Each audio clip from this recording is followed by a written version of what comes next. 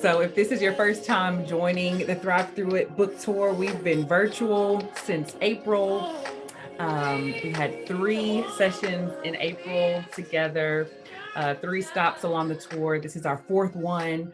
So, welcome if you're new here. My name is Brittany Cole. I am the proud author of Thrive Through It. You can see it. Wait, this side, right here, right behind me, right in front of me. We are going to be going through chapter 4 today. I also have the pleasure of being the CEO of Career Thrivers, which is an inclusive leadership development firm. Hello to those of you who may be joining us tonight on Instagram. Good to see you. I'm excited about our conversation tonight. We're going to be talking about, take a deep breath and forgive yourself. So I was just sharing here, if you're into journaling, or you want to take some notes, feel free to grab you something to write with, something to take some notes with. We'll have a few prompts. Or if you want to share in the chat, feel free to do that, whether you're watching us on Instagram or if you're here in the Zoom listening room, because no cameras are required, really in either place. But I do want to, on that note, share with you, if you would like to join me either by audio or on screen here on Zoom, there should be a raised hand feature that you can access where I can bring you on or unmute you. I believe is what it will allow me to do, is to unmute you. I can also promote to panelists. That's right. So I can bring you on video. So it's totally your call. But I would love to hear from you as we have this conversation around forgiving ourselves. What does it look like to forgive yourself? So hello again, Instagram, if you're joining us. Welcome. This is the first time that I've done 2 devices, sharing this conversation in 2 places. And so again, welcome. We're going to go ahead and get into the conversation. We're in chapter 4. This is our 4th stop on the Thrive Through It book tour. Our 5th stop will be next Thursday. So I hope you join us next Thursday. And then on Sunday, May the 23rd, will be our 6th stop, but our first in person. I'm so excited. So we are doing a brunch book signing, and then I'm going to be teaching a session on branding, because chapter 6 is about reinventing the now you, right? So as we are journeying through this conversation, we've moved through the grief phase of the book. We're in the grit section. And part of that grit is about how do you really show up, reinvent, rebrand. So we're going to be talking about that on May 23rd. But tonight is all about you, forgiveness, and really the title of chapter 4 is Don't Should Yourself. So I want you to think about for a moment the last time that you were uncomfortable, right? And I want you to really reflect on that moment. Like, what did it feel like? What about the situation made you uncomfortable? Who was involved? Were you uncomfortable because of like the people that were involved in the situation? Were you uncomfortable because you were outside of your comfort zone in some way? Or perhaps were you comfortable because you were offended in some way? You felt maybe disrespected or looked over, or maybe someone did something and you're like, no, they should have known better, right? So I want you to think and reflect on for a moment the last time that you were uncomfortable. Where were you? What were you doing? Who were you with? And so often when we're in moments of discomfort, what this entire book and message is about is helping us to really press pause on our natural. It is so natural. Instagram is so natural. If you're joining us here in the listening room for the book tour, it's so natural for us to want to just like press on the brakes, or press on the gas rather, and speed past the discomfort. We either want to get around it, or we want to get over it, or we want to pretend that it's not there. It's like, how quickly can I get out of this uncomfortable situation because it doesn't feel good? And that's not just us personally, right? We're going to be talking a lot today about, you know, us individually as humans, as women, as men specifically, but even from an organizational perspective. So many of you that are here, I recognize some names, even have some client partners that are here. So welcome, good to see some of you all. Shout out to Cat Financial and Bridgestone. Good to see you all in the room. But even from an organizational perspective, right? this applies, where we feel that discomfort and we just want to skirt, right? And sometimes we press on the reverse, right? We're like, let's back out of this and let's just like not go that way.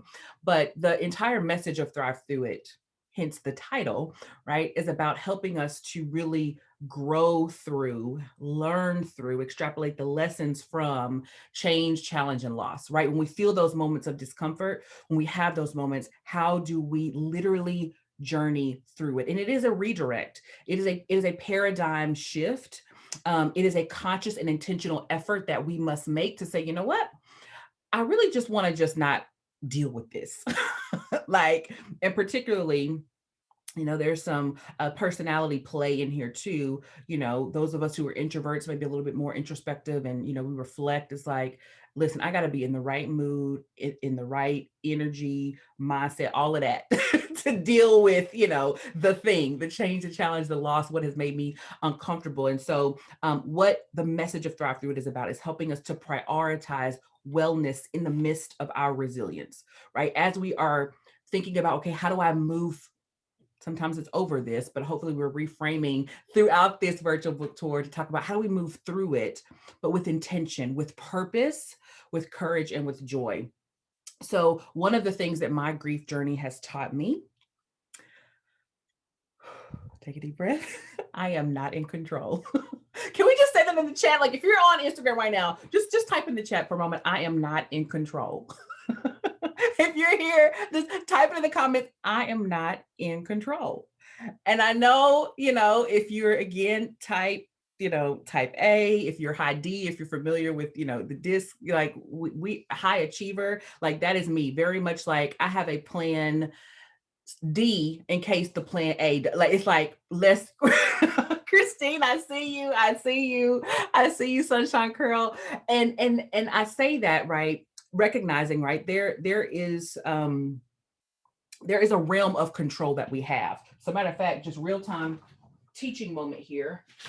I'll pull a page. I haven't done this in a minute. I usually share this in coaching, but I'll show you what our area of control really looks like as figuratively as possible, right? So if you have a sheet of paper, you can do this with me. So I just have a blank sheet of paper, right? And I want you to put on that paper, or you can watch me put on this paper, like a little donut. I call it a lifesaver, right? You see that, right? These two circles here, these two circles here. I'm gonna tell you what they represent.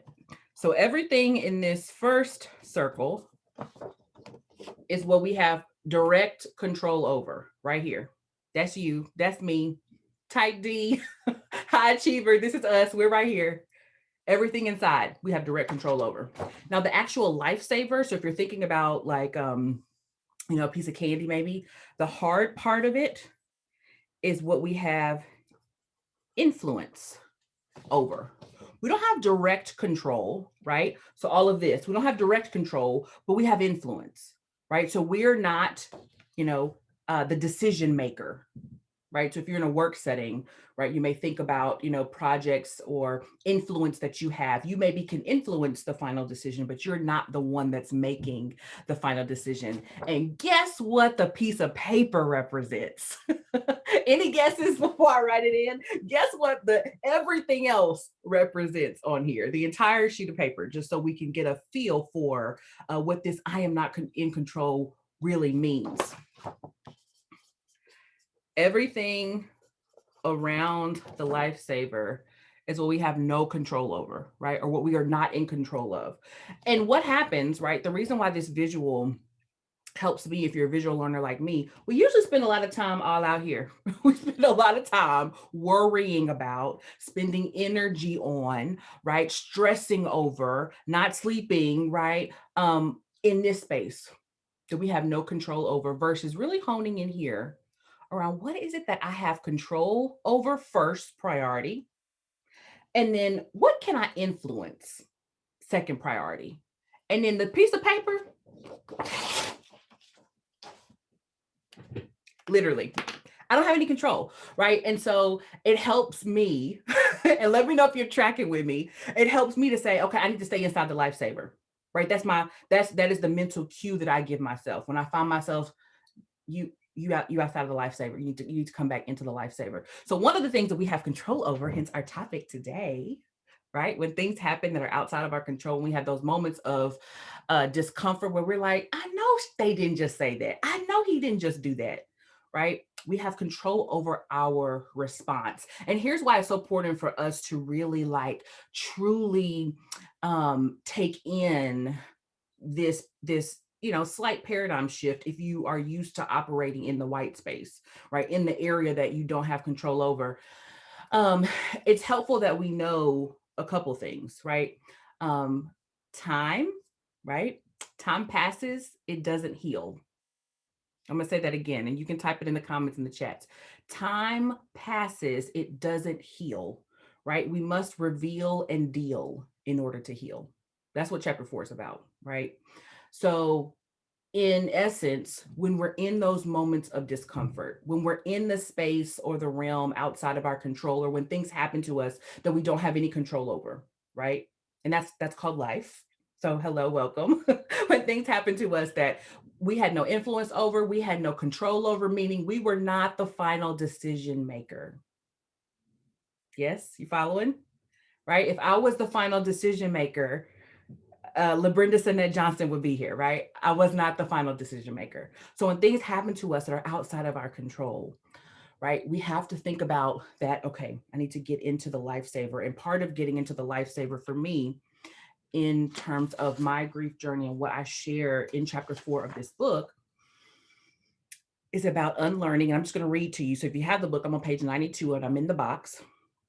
I've had to unlearn my natural response to unrealistic, excuse me, let me start over. I've had to unlearn my natural response to place unrealistic expectations on myself, compartmentalizing my emotions, trying to maintain control of the outcome, and have a perfect answer to unexpected life altering moments. Now, I don't know about y'all. Okay. I see Instagram. Y'all are following me. Okay. I'm still working on this. Like if I could just be like chapter 4, still. I read it to you one more time in case you don't have Thrive Through It. If you do have it, I'm on page 92. I've had to unlearn, right? So much of the learning that we do as adults, it has nothing to do. We think it's about taking in new information and like learning.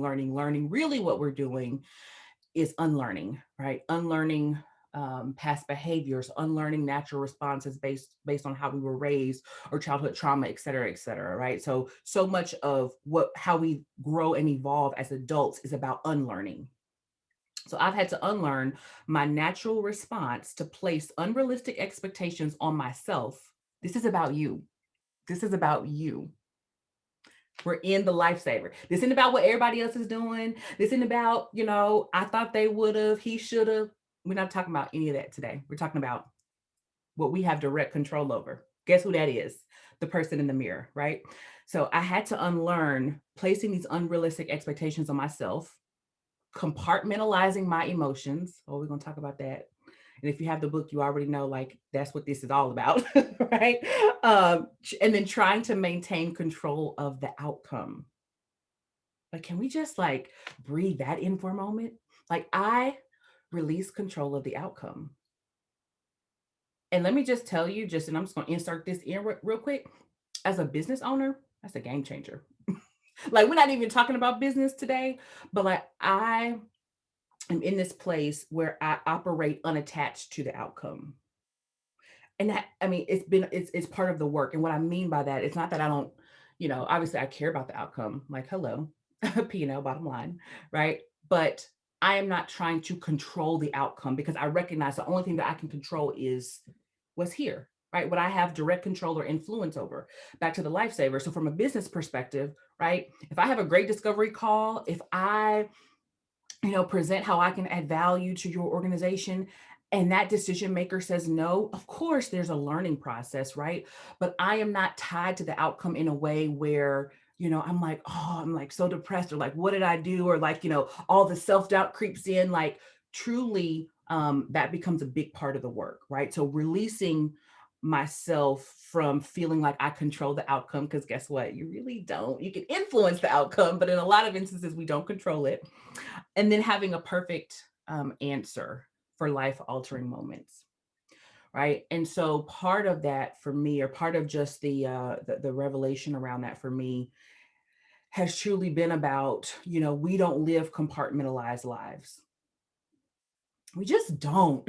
Like, we don't. I don't care what you do. I don't care how formal or traditional your work environment is. Like, and at the end of the day, honestly, like, that's one of the things, like, if I had to sum up from a corporate perspective, one of the biggest struggles that leaders are having right now is recognizing that this no one lives compartmentalized lives. Like the mom that has the kid yelling in the background, like that's a part of her life. She's a mom and she also has a toddler. So let's talk about how she needs to work. Hello, shout out to Dominique and We Optimize Work, right? So like we don't live compartmentalized lives. So we bring all of who we are, right? All of who we are, we bring it to every space that we're in. And I know there's a lot of talk around that from again, and I'm not going to get on my soapbox because I can get on my DEI soapbox, and this will be a whole other conversation. So I'm not going to go there, but I know we talk a lot about, bring your authentic self to work. Well, part of that, right? Again, focusing on what we can control. Part of that, and especially as a Black woman, and I'll just talk about me for a moment, I had to recognize that before I can have an expectation to be seen by others, I have to allow myself to be seen. Hmm.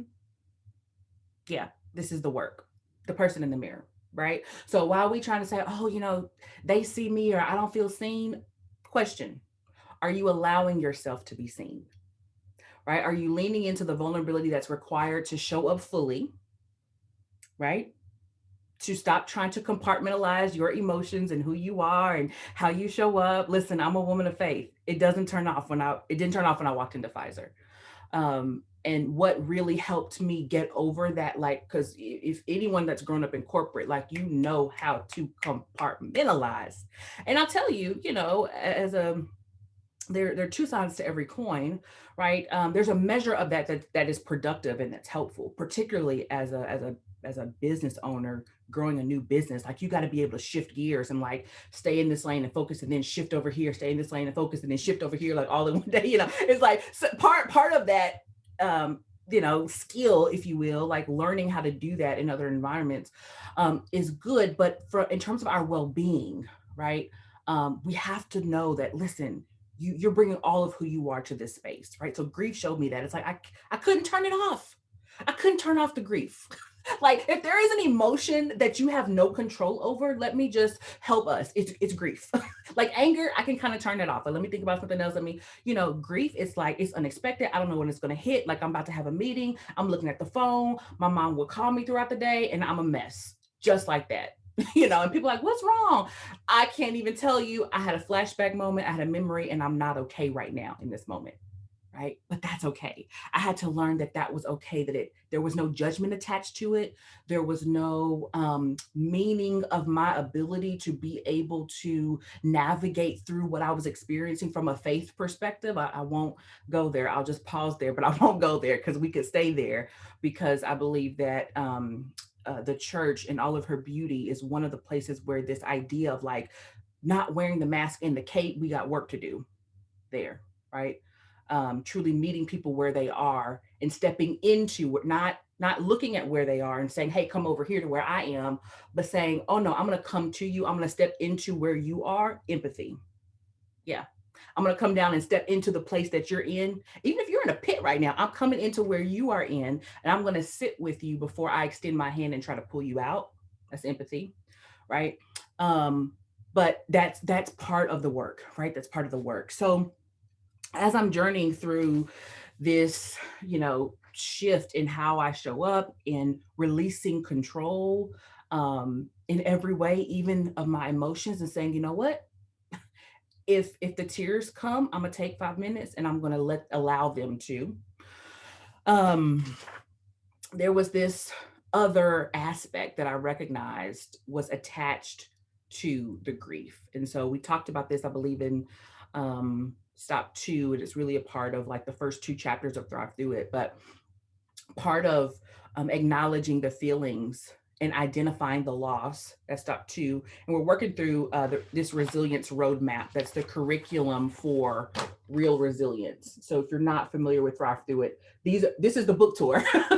We're taking a tour of this roadmap, of this trademarked, I'll add, curriculum that is about helping us to redefine how we think about resilience from a place of authenticity, purpose, courage, and joy. And so part of the roots, right, in stop two, acknowledging the loss was about, okay, I know the thing that has made me uncomfortable, right? I know the change, challenge, and loss that I'm feeling, but really in doing the work, I recognized there was something else that was there.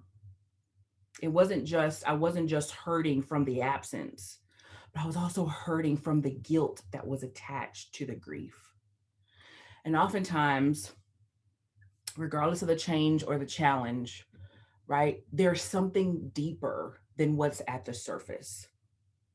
And again, this is a principle. We're talking personal development today, but it's also an organizational development one. So I teach this same stuff inside of organizations, right? Like, give you an example. We think the problem is there are not enough Black people in leadership. Let's just be clear. We think we don't have representative leadership. Where are the Black SVPs and C-suite leaders? And then we say things like, well, we want to go find some, we need to recruit. Let's call a search firm and find some. Roots around the loss, right? What are the conditions that hold that in place, right? What is deeper beyond what you see, right? And oftentimes the deeper work from an organizational perspective is about culture. It's about a lack of leadership from an inclusive perspective that can sustain, retain, develop, and advance the diverse talent that, surprise, is already inside the organization, right? There may be a recruiting need. Most organizations, Fortune 500s, there's some level of a recruiting need, but really, this is about the roots around the loss. This isn't just about we don't have what we want, right? So for me, it wasn't just about the absence of my mother and missing her because of her death. It was also like, oh, I feel guilty that I wasn't there. Right. And so I talk about that in the book. I talk about the details of that. If you haven't gotten that far, if you don't have the book yet, the quick story is I had 3 months prior taken this big job, relocated from Chattanooga, Tennessee to the middle of Manhattan, taken on this big marketing role. I was doing digital marketing, really big brand, crazy budget. And I was in this like dream role, marriage wise. A lot was going on there as far as like, we were early in our marriage. Joe had gone through an accelerated 1-year MBA program, was living in Atlanta. I was living in Chattanooga. So this was like, as weird as it sounds, this was our first time when we moved to Chattanooga. At that point in our marriage, living together without someone also doing something elsewhere, right? Okay. So I was in the pharmaceutical industry, so there was travel associated with that. He was getting his MBA at Emory. There was travel associated with that. So when we moved to New York, he's in a great, position at Gensler, the top architecture firm in the world. I'm in a great position at Pfizer. And like, we are like in our jam professionally and living in this, the big city, the big apple. So it was like all of the things. 3 months later, my mom dies unexpectedly. Right. And so the grief for me, the grief was obvious, but the guilt was not. The guilt was the deep work.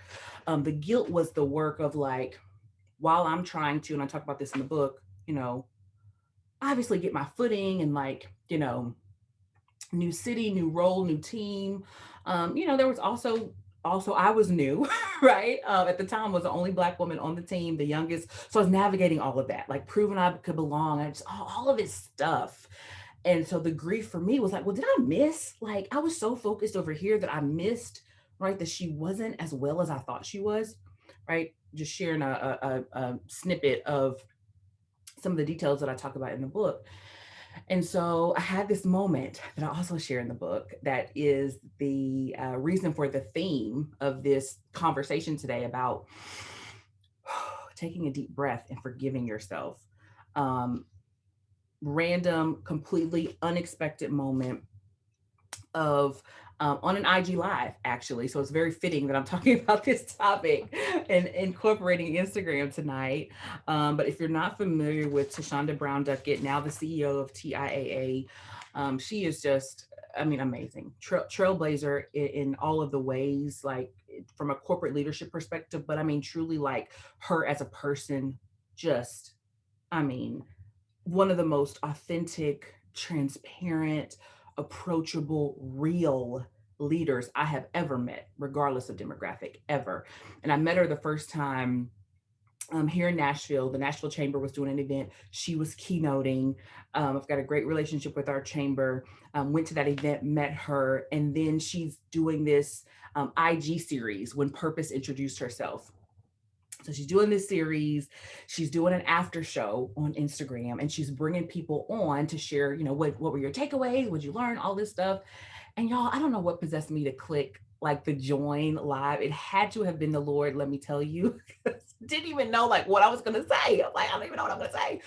But the topic was take a deep breath, forgive yourself. That was the topic that she had talked about and had this moment. You can go back to my Instagram page and watch it. If you have thought through it, you can read about it. Anyway, she shared with me though, and I will read this to you. She shared with me something that her grandmother shared with her, and it's this saying: "I made the best decision with the faculties I was given.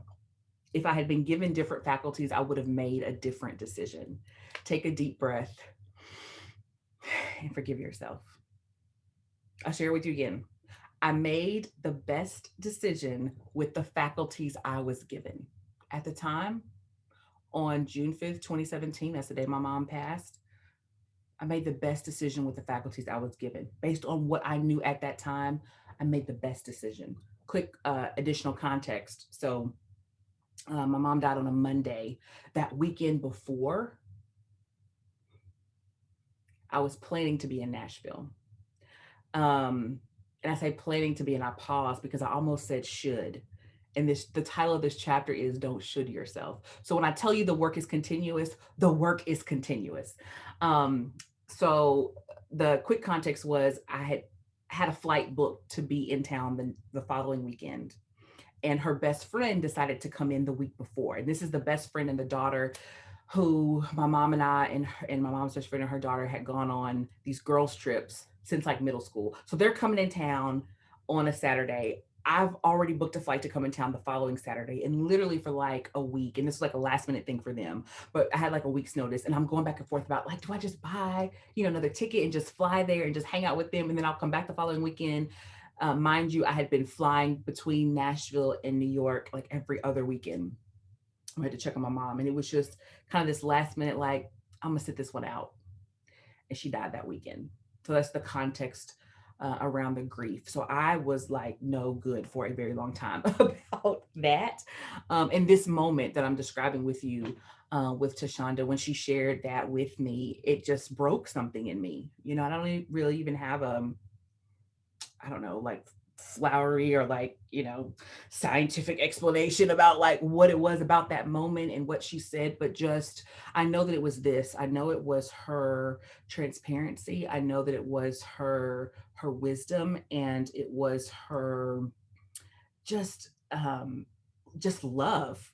And it's like, do I use that word? I don't really know her like that, but you could just feel it. And if you've, I don't know if you've watched it back. I know a few of my friends are like, they watched and it was like, wow, but that's like how I felt in the moment. Like she just took so much time and care with me in that moment, just working through, even sharing from her perspective of like, her parents, I think they're in Texas, but just sharing about moments where she's had to make decisions about do I go to this function, or do I go into work, or do I check on my parents, and just sometimes the guilt that we can feel about decisions that we make, when hindsight is always 2020.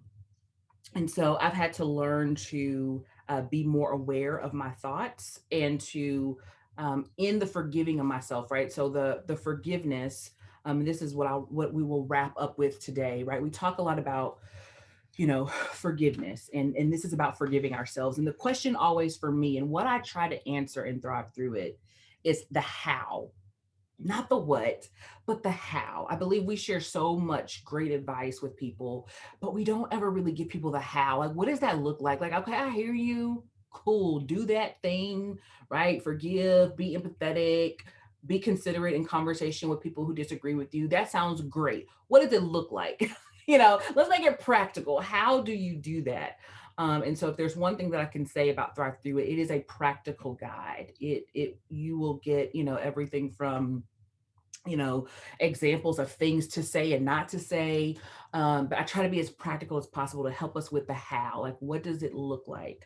And so, one of the things that it has looked like for me that is attached to something that we always say, but we don't give people the language for, like, what does it really look like? And that's not so spiritual that, like, it doesn't resonate with our mind, is taking our thoughts captive. What does it look like to take your thoughts captive? And for me, it has been that work that has helped me with the forgiving of myself. Because at the end of the day, right, forgiveness, whether it's forgiveness for you, and I found that forgiving of yourself is oftentimes harder than forgiving other people. Um, Most of the time, it's harder, more challenging, takes more time, takes more attention, takes more work. We are oftentimes more considerate, understanding with other people than we are for ourselves, right? And that's backwards in some ways, but sometimes that's how things are, right? And so, but forgiveness, right, is about giving yourself grace. Even if it's about forgiving someone else, it's about giving yourself grace to, and I talk about this, releasing yourself from the feeling of resentment. It's really what it's about. Like in the context of, yes, I see a Dominique on Instagram saying, I can relate. Sunshine Curl says the guilty feelings hurt and weigh on you. They do. Yes, Candace, the how. Yes. They really can weigh on you. And so we have to get to a place where we recognize that forgiveness is about seeking to feel resentment against the offender, seeking to feel ceasing to feel resentment against the offender, even when the offender is the person in the mirror, right? And it doesn't necessarily mean that you are in context of relationship with other people, right? That you restore the relationship. So that's something, from a forgiveness standpoint. We'll talk about that just for a few minutes, right?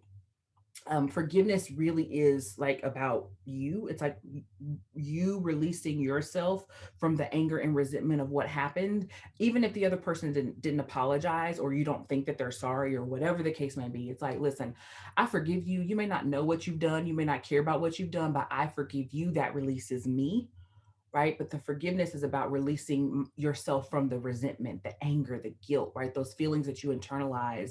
It doesn't, though, mean that you restore the relationship. So when we say things like, what do we say all the time? Forgive and not forget, right? Or, cliches around forgiveness. And it's like, you can forgive. I may forgive you. Doesn't mean that I'm going to be back in that same standing of relationship with you. And because I may not be back in the same standing of relationship with you, it doesn't mean I didn't forgive you, right? Because forgiveness is about my release of resentment, right? Forgiveness is about my release of the anger, right? It is connected to, but in some ways detached from the restoration of the relationship. So that includes, right, forgiving the person in the mirror, right? And so I had to learn that. I had to learn, like, okay, I, through that moment, that was definitely, one of those, Marshawn would call it a split rock moment, which really, like, and again, I don't even have the words for it. It's just like, it just resonated with me so deeply, where I just had like, I have to forgive myself. Like, I can't sit and carry this grief of what I didn't do that I can't go back and undo. Like, nothing's going to bring her back. Nothing's going to bring that weekend back for me to make a different decision and be there. Right. So I held on to that, saying I made the best decision with the faculties I was given. Had I been given different faculties, I would have made a different decision.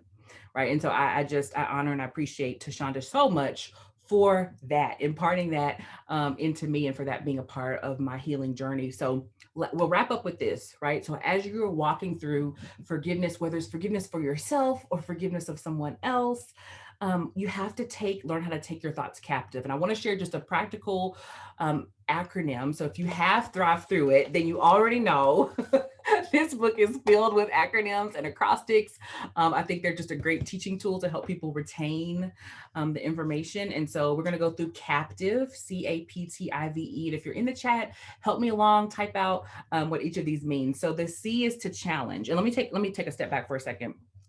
Right. So taking our thoughts captive is a really a psychology practice around thought stopping, right? So being able to be self aware enough.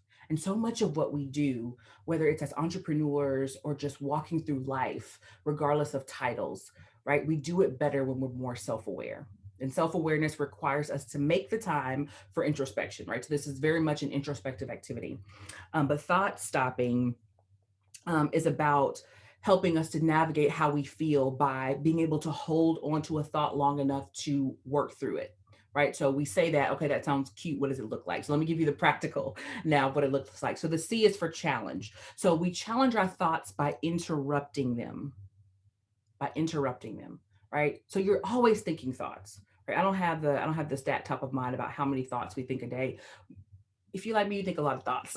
Right? If you are an introvert, really introspective, it's like my mind is always like, I have to be like, okay, girl, let's do something that's like mindless so that you can just like, not be. So we think a lot of thoughts. But challenge is about interrupting that. And one of the ways to do that, right, interrupting or challenging your thoughts, I see you putting that in the chat, thank you, is by asking yourself, why do I think that? It's one of the most powerful questions to challenge, to literally interrogate your thinking. Ask yourself, why do I think that? Again, I'm telling you all, this is the same stuff I teach in corporate to my organizational clients. So we use that same question when we're talking about bias. When you have a thought about another person, ask yourself, why do I think that? Do you think that because someone told you that about the person? Do you think that because you had an experience with them that informed your thought? Or do you think that because that's bias flaring up? So it gives us an opportunity, first thing, to challenge our thought. Is it a fear based thought of something that's actually never happened? Why do I think that? Right? So we don't just want to suppress our thoughts, but in challenging our thoughts, we get an opportunity to uncover why we think the way that we do. Right? So the first way that we practice forgiveness through taking our thoughts captive is to see challenge. The A of captive is awareness. Right. So when you challenge the thought, it gives you an opportunity to be aware of what you're thinking. So it isn't, so it's not so mindless. Right. And so you become more aware of the thought, but also the source of the thought, right? So this is very much a linear process, right? The one before really helps with the next. So that awareness helps us then with being able to navigate our actual emotions. Right? How do we actually feel? I love it. Christine is like, I got them. I'm on page 105. She's like, put them all in the chat already. I love it. Thank you, Christine. So we have this moment to be more aware of what we're thinking, but also the roots around our thoughts. We kind of talked about that earlier. The P is then for persist, right? So persisting is about shifting your energy.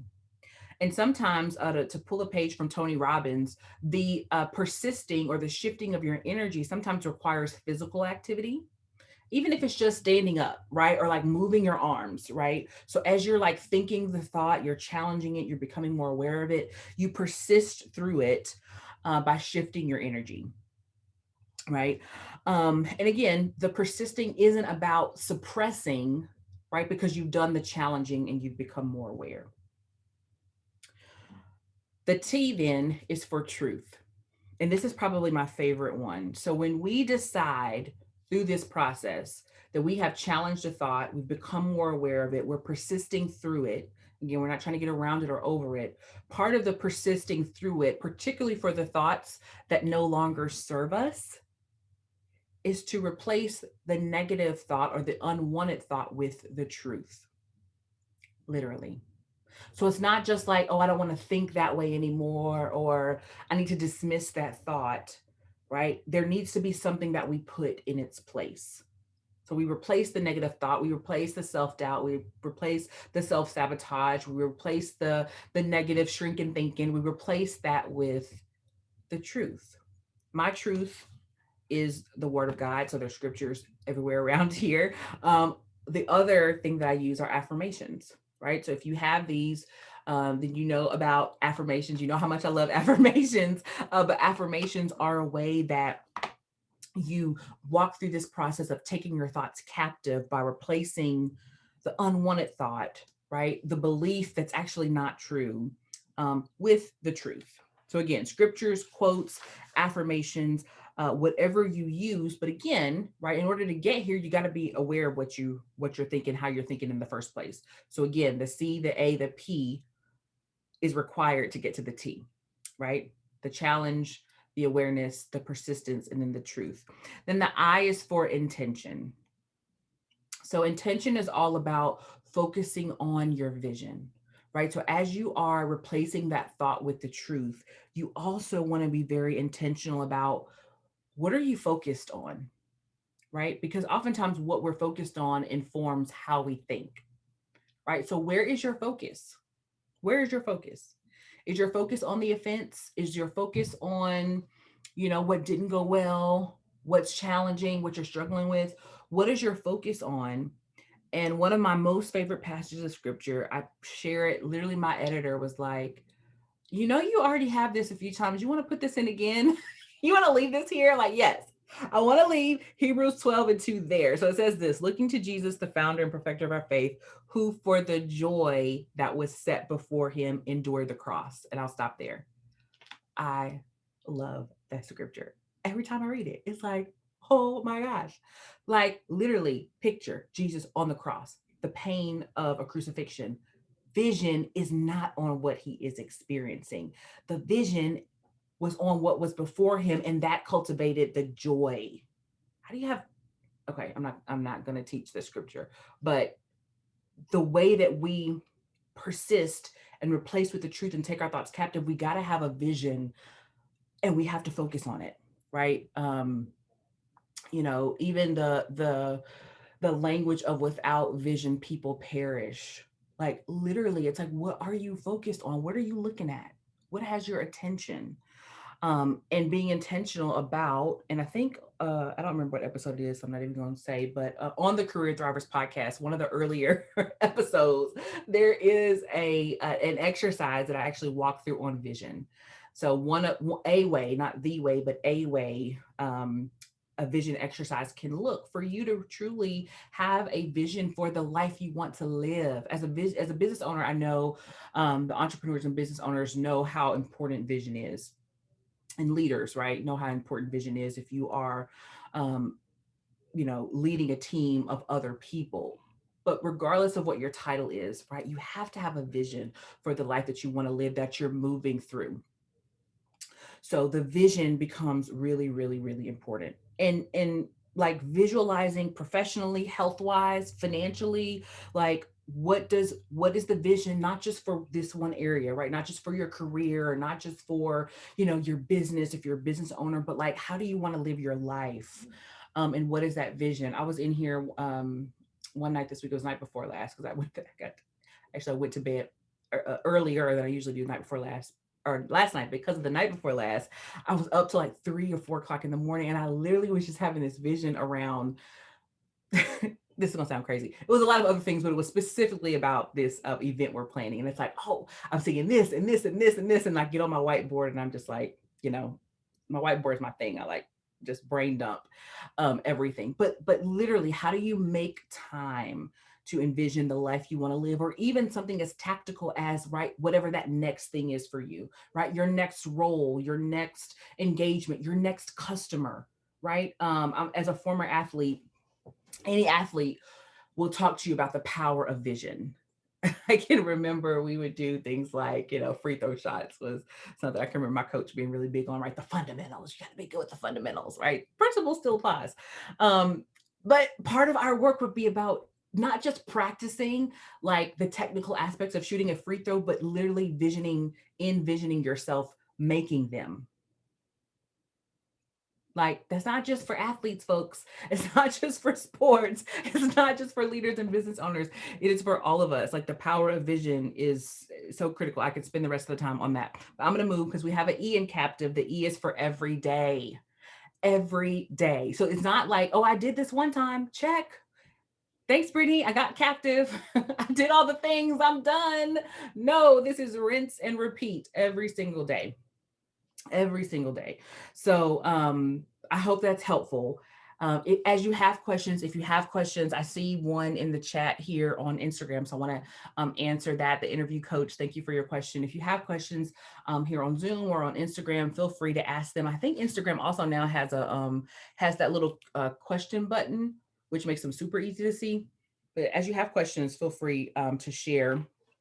And before I get to questions, I'll give you some time to put those either in the chat, or if you're on Zoom, if you want to, I'm trying to remember what you all see on your end. I think it's either a raise hand feature or just send me a chat, and I can unmute you if you want to ask your question live. All right. So to wrap up chapter 4, let's affirm this. I am equipped to thrive through my current challenges. Everything I need is within me. Obstacles are an opportunity to reimagine and to recreate in unprecedented ways. I'm aware of my thoughts. I'm aware of my thoughts and will maintain my peace of mind in challenging situations. I was built for this. I control what I choose to focus on. That's in the lifesaver. What you focus on is in the lifesaver. You can control that. I control what I choose to focus on, and I will replace, we talked about this, I will replace negative thoughts with thoughts that are true, pure, lovely, and good. I am a thriver. So that's our closing affirmation. And then if you have a copy of Thrive Through It, you know at the end of every single chapter, right? This isn't just about information and inspiration, it's about implementation. And so you have an opportunity to do that for stop 4, be okay being uncomfortable. Be okay being uncomfortable. So the questions are, again, what are you feeling? Getting those thoughts out, being able to be aware of them. What is inside your comfort zone? And then let's talk about what's outside your comfort zone. Choose one thing that makes you uncomfortable and make a plan to share it with someone. That's that accountability piece. We didn't talk about that tonight, but part of the getting to a space where you are forgiving yourselves, but also working through the discomfort comes through accountability. So finding somebody that you can share that with, and then setting a date and decide on the person and then share with them. Right. So that's a very actionable thing that you can do to get outside of your comfort zone. All right. So I saw a question about how do you know? I think it was how do you know? Let me scroll back on Instagram. I think it was how do you know the truth? And let me make sure I didn't miss any questions. Oh, Bryn was on. Hey, Bryn, you may still be here. Compartmentalizing is the word I was supposed to hear today. Yes. Listen, that is the word. Candace says that is the word, honey. Hey, Rosho. All right. I love it. Speaking her language. I love it. Our lives are integrated. Yes, yes, yes. Thank you. Thank you. Thank you. All right. I appreciate y'all. Yeah, I've been rocking these yellow nails for a little bit. So I think I may have to re-up one more time so I can have yellow nails for the brunch since it'll be part of the book tour. Love it. All right. So I see. Thank you for putting that in the chat. Yes, you can go to Thrive, or I'm sorry, BrittanyNcole.com to learn about the book. And then if you're on live, I'll put a link in. We have a group. If you have questions throughout the week, we'll be back here again next week, same time, same place. You can put them there. All right. So I see one question here. How do you know what the truth is? Great question. I want to throw it out to the group.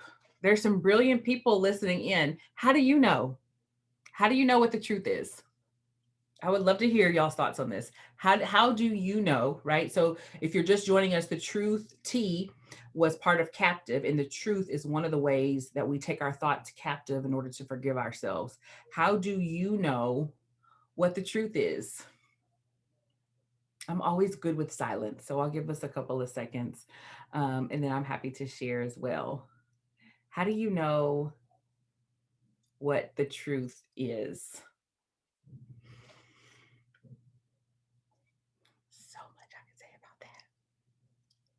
so much.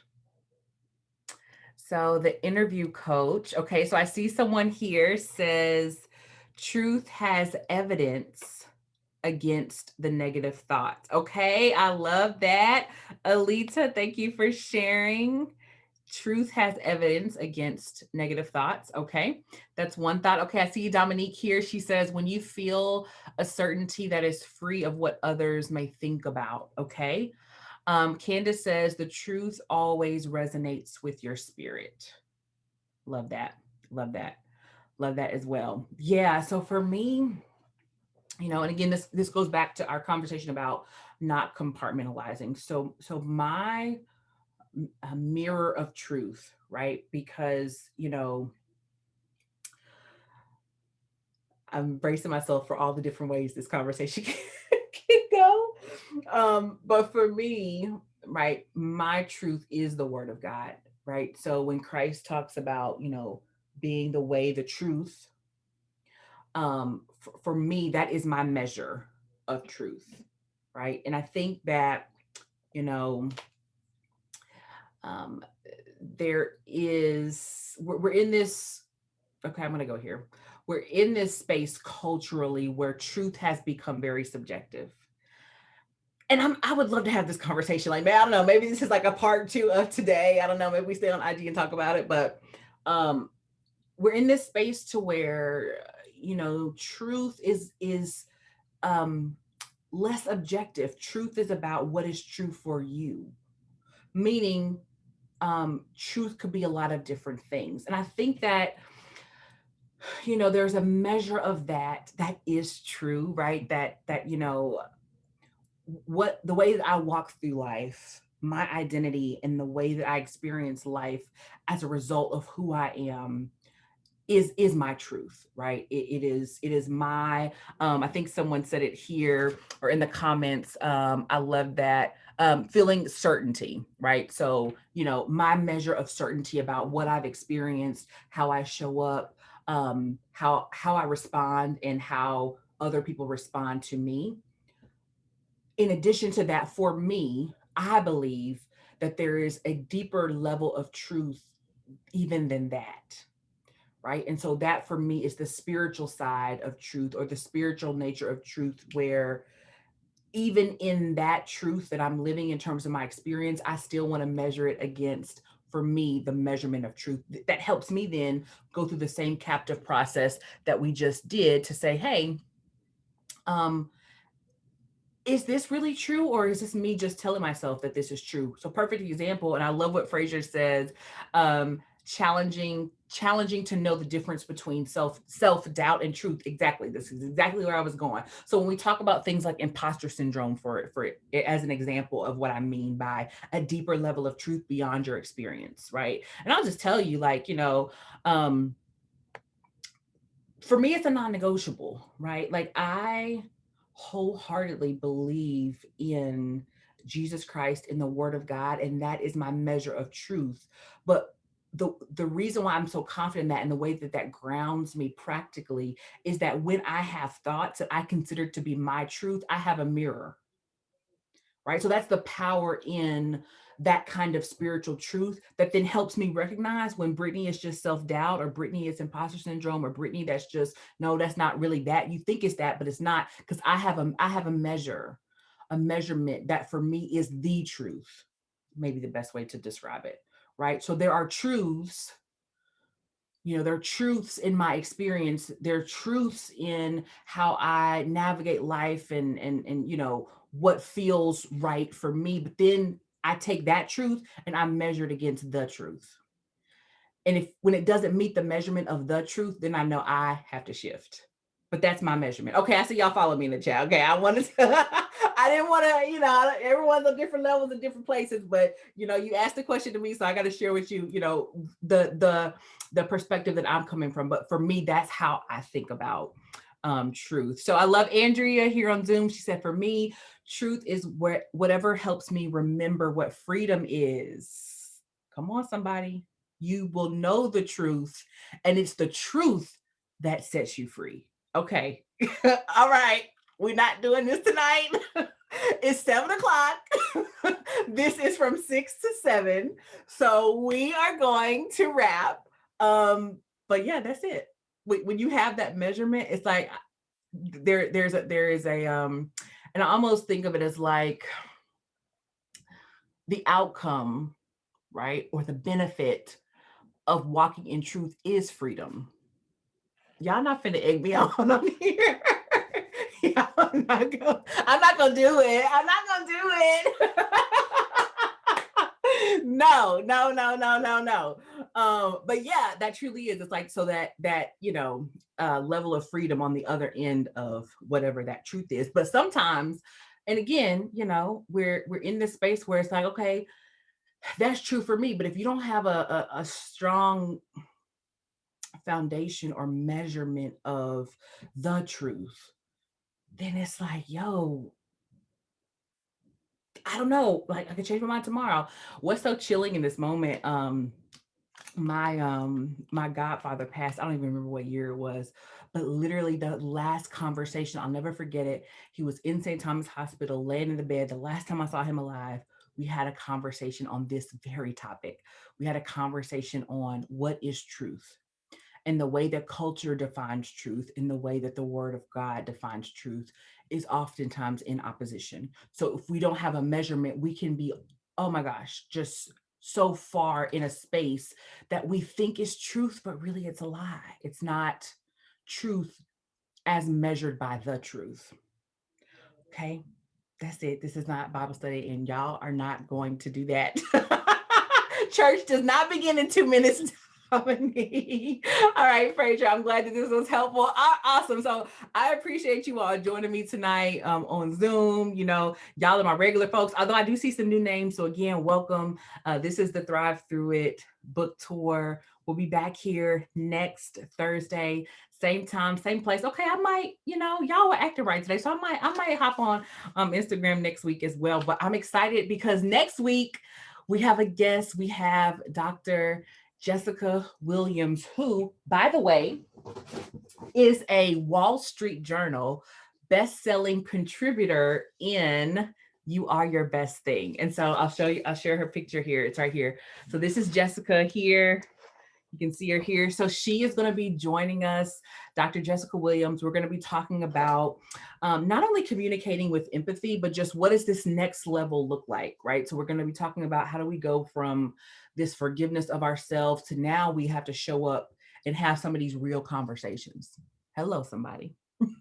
Some of these truthful, freedom navigating conversations. What does that look like? What does it sound like? How do you have conversations in emotionally charged situations and perhaps even with people you need to forgive? So we're right back here next Thursday at 6 p.m. So make sure that you join us. And then if someone will put it in the chat on Instagram, I'll put it in the chat here, thethriversbrunch.com. If you are in or near Nashville, oh my gosh, we have some people coming from out of town, which I think is wild, but it makes me so excited. We have some people coming in from Atlanta, from Memphis, for the Thrivers Brunch. And I'm so thrilled. So if you are in Nashville, if you're around Nashville, make sure you join us. It's going to be awesome. I'm really excited. We're going to be doing, of course, brunch, beverages, wear your melanin, your shades of brown and tan, but also we're going to be doing some resilience roundtables.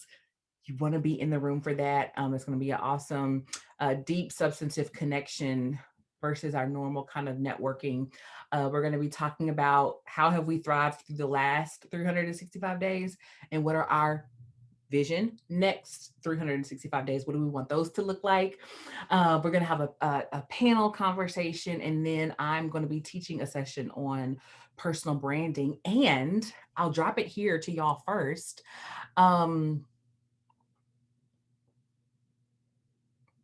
I'm looking like this. I'm about 80% sure I'm gonna do this. I'm gonna do it. We're gonna add a VIP because we have some extended time in the new space. So from 6 to 7, we're gonna do some intimate coaching, rebranding for those that want to stay and get that deeper level one-on-one intimate coaching time. So it's gonna be bomb.